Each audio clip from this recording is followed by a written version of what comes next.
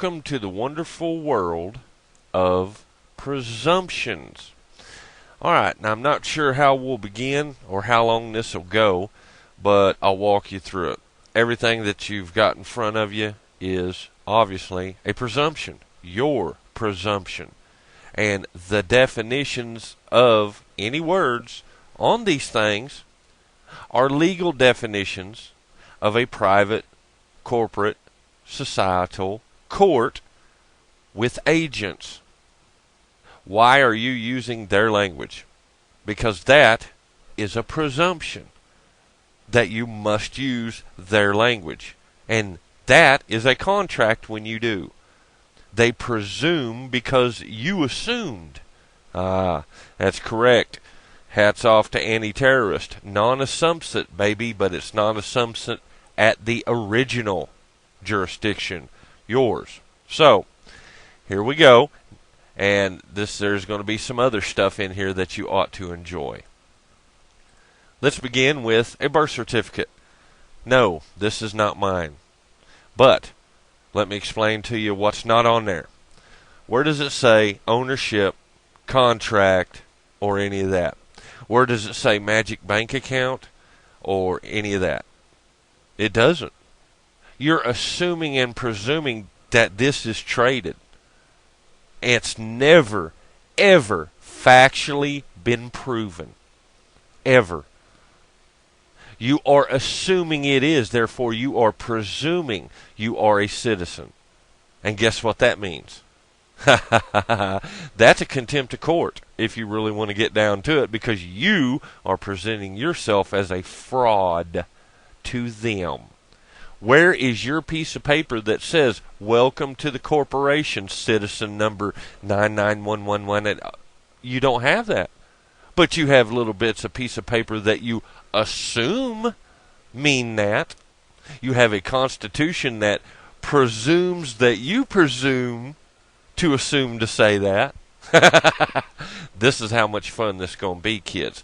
Nowhere on this document, anywhere, does it say any of that. But registrar legally means that's correct. So, you're contracting yourself. Why are you using their legal definitions? So if you're contracting to them, you are submitting to them. Therefore, they will tell you what the law is inside their jurisdiction that you waived yours to. Welcome to the wonderful world of actual law and non-assumption or presumption. Okay? So, nowhere on there does it say, we give you away. That's assumed and presumed. That's assumed and presumed because people show up at your door and say, it is the law. Did you ever tell them, bullshit, that's not the law? And they'll say, well, it is the law. And you'll say, no, that's the law where you stand. That ain't the law where I stand. Do you understand? That's correct. That's correct. Do not construe to presume. So, nowhere on there is that. By the way, where on your birth certificate is your signature? Nowhere. It can't possibly be a contract, and they can't possibly trade something that you didn't sign, because you must sign a non-negotiable instrument or a negotiable one. You have to hold it, you understand, and then you have to give it out so it can be traded. Anybody? That's correct. You've got signatures of everybody else on here saying, yes, we are informing. We are informants saying this thing happened. It doesn't say, well, this legal person was built and designed on this day for trading. Therefore, if it's not inside the contract, then it doesn't make it a contract. There's no wording there that says this is a contract. That's correct. On my birth certificate, it says I have my last name is capitalized. That's it. So out goes the window. Out it goes with the magic capitalization. Right, out that goes. It has a state file number for record keeping, so when you send money in, they can send you a copy. Nowhere on it does it say I'm a citizen of the United States. Nowhere on it does it say I am a property or any of that of Dominium Utah of the state.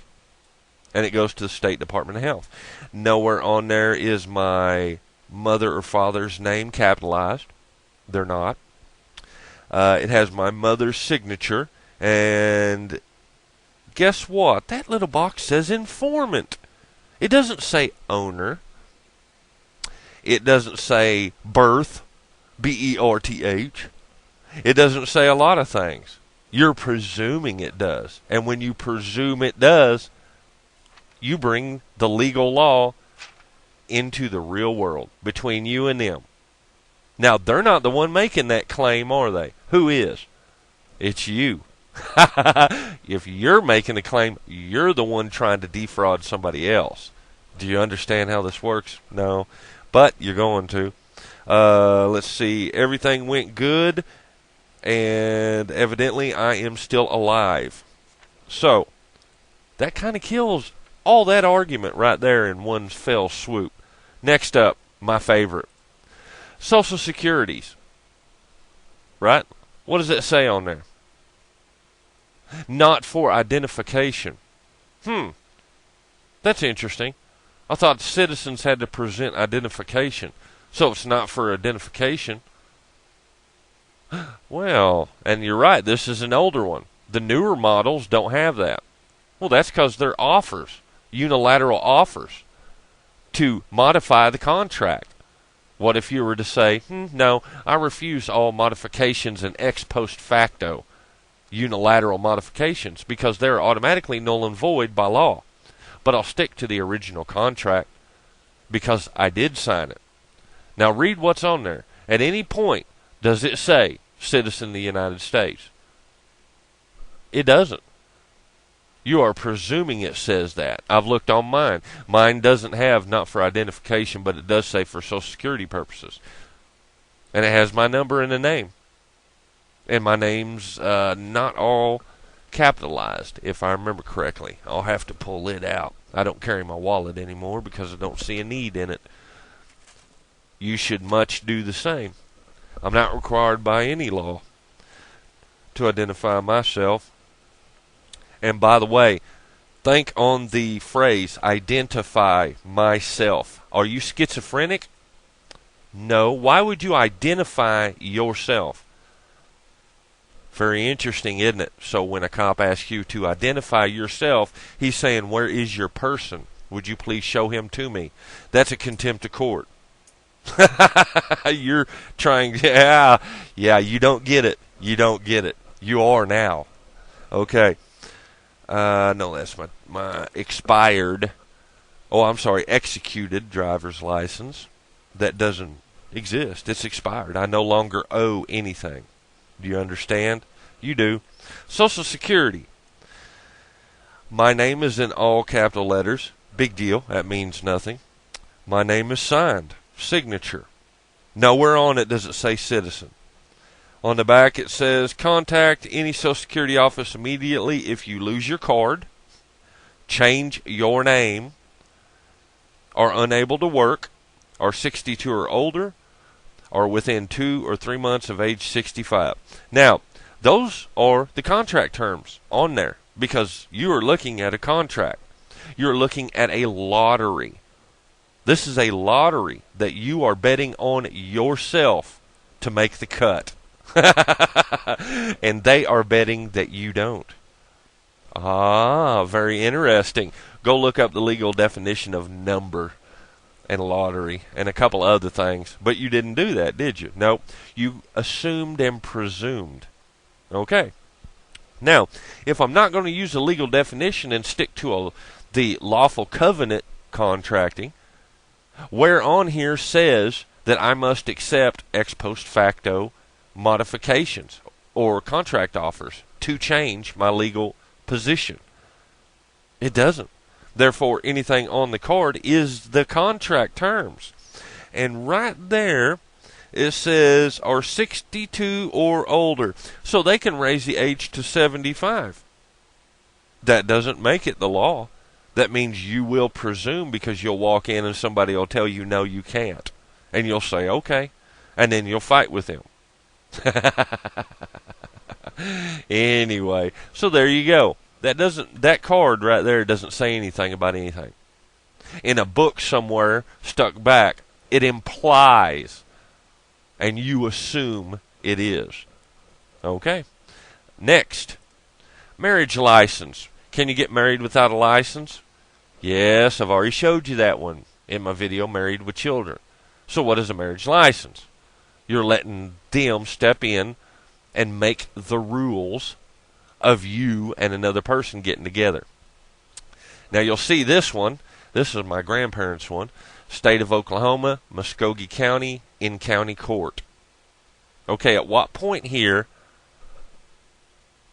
do you not get that this is a contract and it's contracted with a third party that married both of you?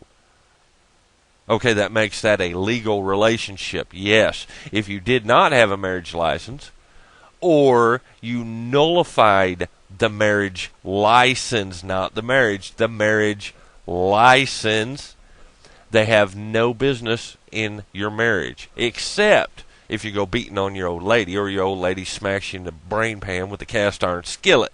All right? That's harm, damage, or loss, and officer of the peace come in and teach you one or two things because they ain't forgot what they are. You just think they have. Certificate of marriage, meaning you've got a copy of the original. Big deal. You're presuming a lot of stuff here. Now, nowhere in there does it say anything coming from you, like a kid, is theirs.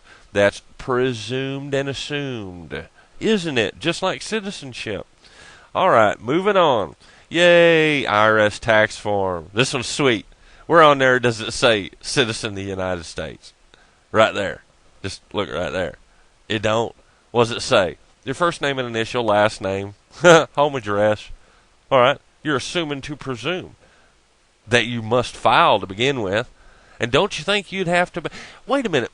If I do a contempt of court by trying to defraud somebody and saying I am something that I am not because I don't have a piece of paper saying welcome to the corporation, much like Ron Paul and the others who are traded on Dun and Bradstreet, yeah, who are the backers of bonds, treasury bonds and treasury bills.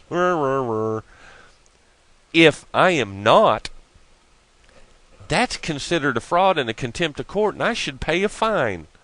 I wonder by looking at that 1040 there that you figured out that you're voluntarily defrauding somebody and then paying a fine for it, equal to the crime. You know, a punishment that's equal to the crime. You're construing and presuming. Okay, kids? My favorite.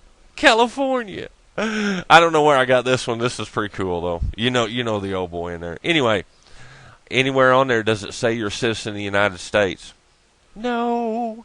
But it is a presumption that you signed on because it's got your signature. And that you signed on to a capital letter name, if there's any validity even to that. But if you'll notice, there's two names on there. Why are there two names? Can't you just sign a piece of paper? If they can't read your name, you can tell them your name.